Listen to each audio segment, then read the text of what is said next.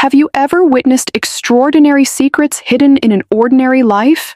This is the story of Rajan, a small village's odd-job man who wrestles with everyday struggles.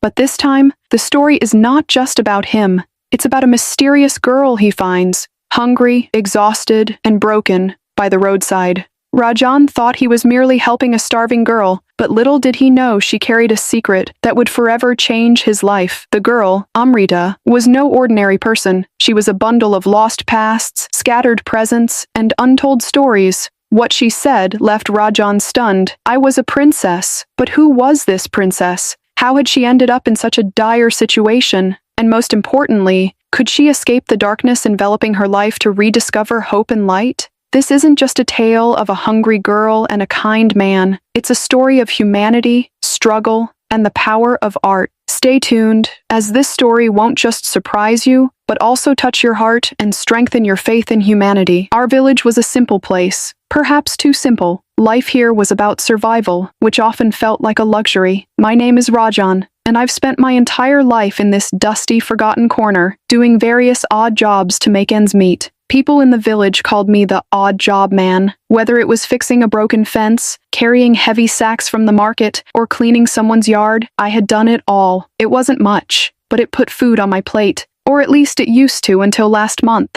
This year, the rains betrayed us. The fields dried up, and so did work. One afternoon, as I sat under the old banyan tree near the temple, pondering where my next meal would come from, I saw her. She was sitting by the roadside, her head bowed, her clothes tattered and covered in dust. There was an air of fragility about her, the way she clutched a shawl tightly around her shoulders. I hesitated. In our village, we took care of our own, but strangers were another matter. Yet something about her drew me in. Are you all right? I asked, approaching her cautiously. Startled, she looked up at me. Her face was pale, her eyes brimming with a pain that pierced my heart. She didn't respond immediately, as if unsure whether I was real. I'm fine, she finally said. Though her trembling voice betrayed her, she was lying. Anyone could see that. When was the last time you ate? I asked gently. Her gaze dropped, and after a long pause, she whispered, It's been a while. Guilt gnawed at me. I barely had enough for myself, yet I couldn't leave her like this.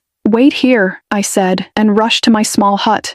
Back home, I rummaged through my meager supplies, a handful of rice, some lentils, and an onion. It wasn't much, but it would have to do. I quickly cooked and brought her a plate. She stared at it, then at me, her eyes wide with disbelief. Why?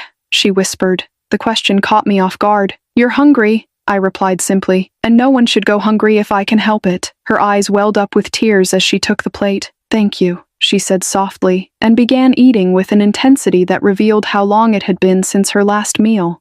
As I watched her eat, I couldn't help but wonder about her story. She seemed so out of place in our dusty village, as if she belonged to another world. When she finished, I asked, Where are you from? She hesitated, her face shadowed by uncertainty. Then, lowering her head, she said, Not from here, from far away.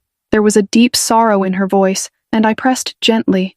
Do you want to talk about it? Are you trying to go somewhere? For a moment she was silent. Then she looked at me, her eyes hiding a lifetime of stories. I was a princess, she said softly. My name is Amrita. We lived in a grand palace, but a few years ago our kingdom was attacked. My parents were killed, and I escaped. Now I have nowhere to go.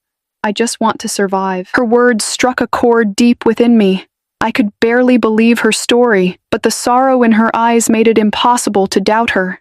You're really a princess? I asked. She nodded, tears streaming down her face. But that life is gone now. All I have left are these dusty clothes and this shawl. Without your help, I might not have survived another day. Her pain was palpable. I couldn't imagine the strength it took to endure such loss. What you've been through is unimaginable, I said. But you're not alone anymore. I'll help you. Over the following days, Amrita and I grew closer. She began sharing bits of her past, and I helped her adjust to her new reality.